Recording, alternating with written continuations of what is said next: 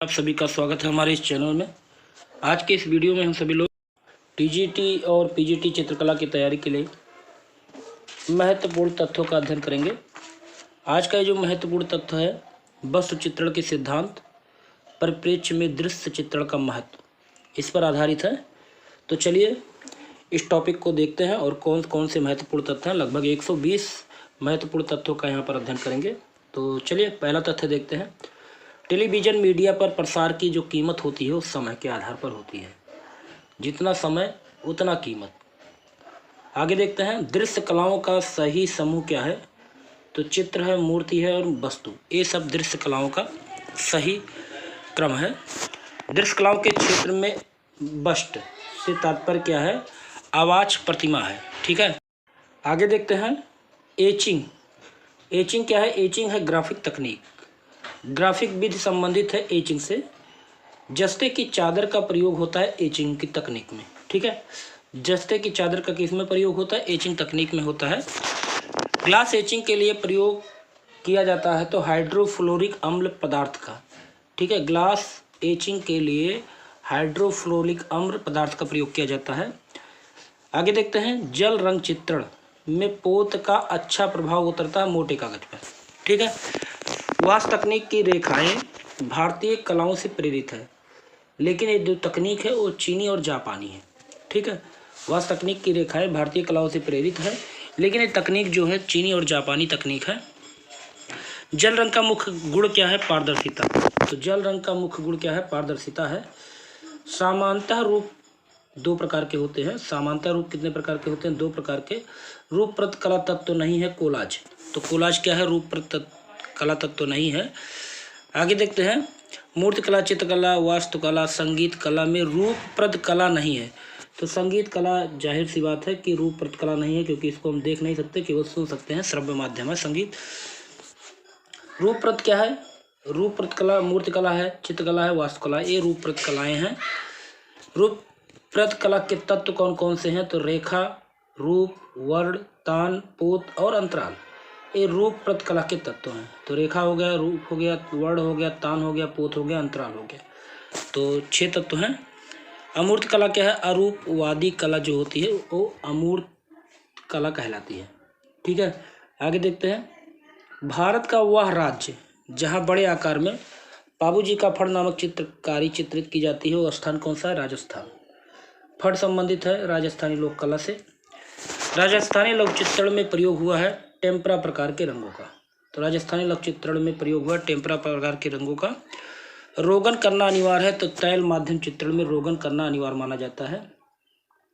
किसी संरचना के प्रमुख दो तत्व कौन है? रूप और स्थान।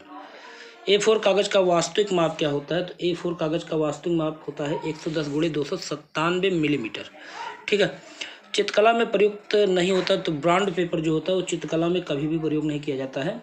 तीव्र प्रकाश को कहा जाता है तो हाईलाइट, तो जो हाईलाइट छोड़ा जाता है उसको तीव्र प्रकाश का रूप दिया जाता है। टिंट क्या होता है? टिंट सफ़ेद रंग के मिश्रण से तैयार रंगतों को टिंट कहते हैं। ठीक है, तो सफ़ेद रंग के मिश्रण से तैयार रंगतों को क्या कहते हैं? टिंट कहते हैं। उत्कीर्ण छापा चित्र को क्या कहते हैं? इंटगैलियो कहते हैं। उत्कीर्ण छापा चित्र को इंटगैलियो कहते हैं। छापा चित्रण की एक पद्धति होती है इंटगैलियो।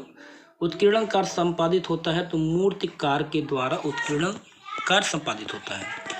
आगे देखते हैं, स्याही को रगड़ कर पोंछने की प्रक्रिया प्रयुक्त की जाती है। तो छापा चित्रण में स्याही को रगड़ कर पोंछने की प्रक्रिया की जाती है, जिसको अंग्रेजी में प्रिंट मेकिंग कहते हैं।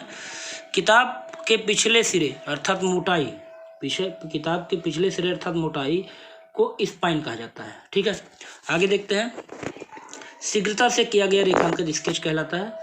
ठीक है, स्केचिंग क्या है? तो त्वरित रेखांकन को ही स्केचिंग कहते हैं। कोलाज माध्यम का सर्वप्रथम प्रयोग किया गया तो पिकासो एवं ब्राक के द्वारा। इंपॉर्टेंट है, कोलाज माध्यम का सबसे पहले पिकासो एवं ब्राक के द्वारा प्रयोग किया गया। कोलाज का प्रारंभ हुआ घनवास से। ठीक है, इंपॉर्टेंट है, कोलाज का प्रारंभ कब हुआ? घनवास से प्रारंभ हुआ। फोटो की कतरन से बना जो चित्र होता है वही कोलाज होता है। चित्र के अलावा विविध सामग्री व पदार्थों को चिपकर बनाने की जो क्रिया होती है वही कोलाज कहलाती है। ठीक है, कोलाज क्या है? कोलाज जो होता है तो कोलाज क्या है? कोलाज धरातल पर विभिन्न वस्तुओं को चिपका कर जो रचना होती है उसे ही कोलाज कहते हैं। तो टुकड़ों का संयोजन ही कोलाज है। ठीक है। कागज की कतरनों से बनाए जाने वाले चित्र को कोलाज कहते हैं। तो कोलाज का चित्र माध्यम है कागज की कतरन। आगे देखते हैं, पैलेट का प्रयोग किया जाता है चित्रकला में। ठीक है। और आगे देखते हैं, तैल रंगों को जिस अंडाकार फलक पर फैलाकर मिलाया जाता है वही पैलेट होता है। ठीक है। चित्र के लिए सबसे महत्वपूर्ण घटक क्या है? अच्छा संयोजन। खर्रा क्या है? कागज के लंबे रोल पर बनाई गई पेंटिंग जिसे लपेटा जा सके उसको खर्रा कहते हैं। ठीक है। तो कागज के लंबे रोल पर बनाई गई पेंटिंग जिसे लपेटा जा सकता है उसको खर्रा कहते हैं। ठीक है। आगे देखते हैं, भारत में कोलाज पेंटिंग प्रक्रिया की शुरुआत किसने की थी? तो कंवल कृष्ण ने। ठीक है। आगे देखते हैं, एक काले और सफ़ेद रंग के चित्रों को क्या कहते हैं? तो एक वर्णीय रंग चित्र कहते हैं। काले व सफ़ेद रंग को माना जाता है अवर्णीय। ठीक है, वर्णशून्य कहते हैं। आगे देखते हैं, इसका प्रपेक्ष सिद्धांत में महत्व है। तो दूरी और नैकट्य, प्रकाश और रंग, वियमान बिंदु और क्षितिज रेखा। मकान का अंकन प्रपेक्ष के सिद्धांत के अनुसार होता है तो रेखीय प्रपेक्ष। तो मकान का अंकन जो प्रपेक्ष सिद्धांत के अनुसार होता है रेखीय प्रपेक्ष के अनुसार। प्रपेक्ष क्या होता है? प्रपेक्ष कितने प्रकार के होते हैं? तो 2 प्रकार के होते हैं। द्विआयामी तल पर तीसरे आयाम का प्रभाव उत्पन्न करता है प्रपेक्ष। ठीक है। विज्ञापन का पितामह किसे कहते हैं? डेविड ओगेलवी को विज्ञापन का पितामह कहा जाता है। जल रंग या आर्द्र माध्यम पेस्टल नहीं होता है। ठीक है। आगे देखते हैं, विज्ञापन शब्द में कैंपेन आया है तो मिलिट्री से कैंपेन शब्द आया है। स्थिर मुख होती है तो आयताकार आकृति जो होती है वो स्थिर मुख की श्रेणी में आती है। रेखीय प्रवृत्ति अत्यधिक प्रबल होती है रोमांस कला की शैली में। ठीक है। चित्र में दृष्टिगत भार संयोजन जुड़ा रहता है संतुलन से। चित्रण में दृष्टि प्रभाव को महत्व देना क्या कहलाता है? प्रभाविता कहलाता है। चित्र में भार का तात्पर्य दृष्टिगत भार। कला में संतुलन आता है। कृत्य में अस्थायित्व का भाव। चयन बोर्ड में इसका उत्तर दिया कुछ भी नहीं है। आगे देखते हैं, संयोजन के सिद्धांत नहीं होते हैं तो अंतराल जो है संयोजन के सिद्धांत नहीं। संयोजन के सिद्धांत क्या क्या है? सहयोग है, सामंजस्य है, संतुलन है, प्रभाविता है, प्रभाव है और प्रमाण है। ये संयोजन के सिद्धांत हैं। दृश्य कलाओं व प्रदर्शन कलाओं में आवश्यक तत्व क्या होता है? संतुलन होता है। ठीक है। रोड्स के द्वारा दृश्यानुभूत होती है सफ़ेद काला रंगों की। रोड्स के द्वारा दृश्यानुभूत होती है सफ़ेद और काले रंगों की। दृश्य कला के अंतर्गत नहीं आती तो चित्रकला जो होती है दृश्य कला के अंतर्गत नहीं आती है। चित्रकला क्या है? दृश्य कला का ही एक भाग है। उत्तर प्रदेश में दृश्य कला गतिविधियों के लिए सर्वोच्च संस्था कौन सा है? राज्य ललित कला अकादमी। सामान्य पेंसिल में सामग्री प्रयुक्त होती है तो ग्रेफाइट प्रयुक्त होती है। पेंसिल में प्रयुक्त होने वाला पदार्थ ग्रेफाइट है। सबसे सॉफ्ट या मुलायम नोक वाली पेंसिल 9B है। ठीक। कठोरतम पेंसिल क्या है? H है। कठोरतम पेंसिल H है जिसको हार्ड कहते हैं। लोक कला चित्रों का माध्यम क्या है? गोद मिले मिट्टी के रंग। रंगोली मुख्य रूप से बनाई जाती है जमीन पर। राजस्थान में दिवाली के अवसर पर लोक कला को दीवारों द्वारा तथा चौक आदि से में बनाया जाता है मंडला। ए पर संबंधित है तो उत्तराखंड से। ठीक। रंगोली नामक लोक कला संबंधित है महाराष्ट्र से। प्रसिद्ध लोक चित्रकारी मांडाना संबंधित है राजस्थान से। चौकपूर्णा लोक चित्र संबंधित है उत्तर प्रदेश से। ज्यामितीय रूपकारों का प्रयोग उपलब्ध है सांझी लोक कला में। ठीक है। सांझी कला की जाती है तो भूमि पर की जाती है। सांझी लोक कला क्या है? उत्तर प्रदेश की। फुलकारी कला है लोक कला। फुलकारी कला क्या है? एक लोक कला है। फुलकारी लोक कला पंजाब की है। ठीक है। फुलकारी है कलात्मक कढ़ाई जो होती है वो फुलकारी के कहलाते हैं। पारदर्शी पद्धति में उच्च प्रकाश दिखाते हैं तो कागज खाली छोड़कर। सदृश्य का अर्थ होता है आकृति में समानता। आगे देखते हैं, जापानी कला इकेबाना पुष्प का संयोजन होता है। रिपलिका का अर्थ होता है मूर्ति की प्रतिकृति। वसली क्या है? कागज पर चित्रण हेतु जो प्रयुक्त धरातल होता है उसको वसली कहते हैं। वसली प्रयोग में लाई जाती है लघु चित्रण में। वर्जिन स्पेस क्या है? खाली अंतराल को वर्जिन स्पेस कहते हैं। अगला देखते हैं, कायरोस्कोरो चित्र में छाया प्रकाश का प्रभाव कहलाता है। एक वृद्ध पुरुष के एक वर्णीय रेखांकन व्यक्ति चित्र में अनुभव करते हैं तो कायरोस्कोरो की कमी। आगे देखते हैं, सैंग्वियन क्या है? रेखांकन हेतु लाल रंग का चाक। पतीना है रासायनिक प्रक्रिया। इम्पेस्टो है धरातल पर सघन अपारदर्शी रंगों को लगाना। त्रियामी आभा युक्त चित्र होता है इम्पेस्टो। सुमी क्या है? जापानी स्याही चित्रण। चारकोल क्या है? कोयला। चारकोल स्टिक जली हुई लकड़ी को कहते हैं। रूमी कलम क्या है? लखनऊ से संबंधित एक शैली है रूमी कलम। मूर्तिकला से उत्पन्न एक प्रयोगात्मक कला है संस्थान कला। त्रियामी ठोस कृतियों को जो अपनी सतह के ऊपर उभारी है या नीचे धसी होती है उसको रिलीफ कहते हैं। द्विमितीय तल पर त्रिमितीय या द्वियामी तल पर त्रियामी प्रभाव देने के लिए जरूरी होता है परिप्रेक्ष्य और छाया प्रकाश। त्रियामी कला क्या है? मूर्तिकला, राइट। त्रियामी चित्रण में क्या होता है? लंबाई, चौड़ाई और गहराई। द्वियामी चित्र भूमि पर त्रियामी निरूपण किया जा सकता है, यह बात है असत्य, ये नहीं किया जा सकता है। जिस वस्तु का अंकन छाया प्रकाश के माध्यम से यथार्थ या ठोस दर्शाने के लिए किया जाता है उसे क्या कहते हैं? उसे त्रियामी चित्रण कहते हैं।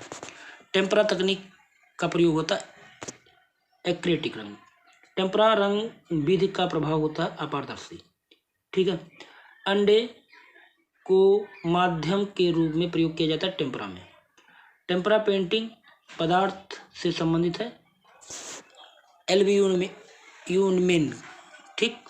आगे देखते हैं, एक्रेलिक रंग की योग्यता है जल्दी सूखना। एक्रेलिक रंग की सबसे बड़ी योग्यता है जल्दी सूख जाना। गोसो चित्रभूमि पर चित्रण किया जाता है टेम्परा बेस से। समाज की भौतिक आवश्यकताओं को पूर्ति करता उपयोगी कला। भारतीय चित्रकला का मूल तत्व रेखा होता है, ठीक है। चित्रकला के कितने तत्व हैं? तो 6 तत्व हैं। रेखा, रंग, रूप, पोत एक कला के तत्व हैं। आधुनिक चित्रकार एक के प्रति बहुत सचेत है पोत से। पोत से अनुभव करते हैं स्पर्श ज्ञान। अंतराल को भूमि बंधन कहा गया है सामरंगल सूत्रधार में। अंतराल को भूमि बंधन कहा गया सामरंगल सूत्रधार में। अभिलाषा चिंतामणि में अंतराल को कहते हैं स्थान निरूपण। मुलायम, कठोर, चिकना, रूखा उदाहरण है पोत का। कला का वह तत्व जिससे किसी चित्र में धरातल के गुण की अनुभूति होती है पोत कहलाती है। किसी वस्तु को स्पर्श करने या देखने से उसकी सतह के बारे में जो अनुभव किया जाता है उसको पोत कहते हैं। धरातल की बुनावट को कहते हैं पोत। धरातल की बुनावट पोत कहलाती है। पोत का अर्थ होता है धरातल का गुण। अभिकथन रेखांकन चित्रकला का व्याकरण है। रेखांकन चित्रकला का व्याकरण है। जब आकार परिवर्तित और सरलीकृत होते हैं तो उसे क्या कहते हैं? अनुरंकन, ठीक है। अनुरंकन को अंग्रेजी भाषा में कहते हैं रेड रिंग। अंतराल क्या है? कला का क्षेत्र है। अंतराल में गहराई दर्शाने पर प्रदर्शित होता है परिपेक्ष। चित्र की लंबाई व चौड़ाई के विस्तार को कहते हैं अंतराल। लंबाई और चौड़ाई में फैले अंतराल को क्या कहते हैं? द्वियामी। वह सपाट स्थान जिस पर चित्रांकन किया जाता है उसे कहते हैं अंतराल। ईरानी चित्रों में प्राय रंग लगाए जाते हैं सपाट। ईरानी शैली की एक विशेषता है रेखा। खनिज रंग में बाइंडर मिला होता है तो प्राकृतिक ग्लू। तारपीन के तेल का प्रयोग ऑयल पेंटिंग में किया जाता है रंगों को पतला करने के लिए। ऑयल कलर में बाइंडर की तरह प्रयोग किया जाता है लिंसीड ऑयल। तैल चित्रण है अलसी का तेल। तैल रंग है अपारदर्शी। डी पर संबंधित है तैल चित्रण से। पेस्टल रंगों के लिए उपयुक्त कागज भूरा और खुरदरा होता है पेस्टल रंगों के लिए, ठीक है।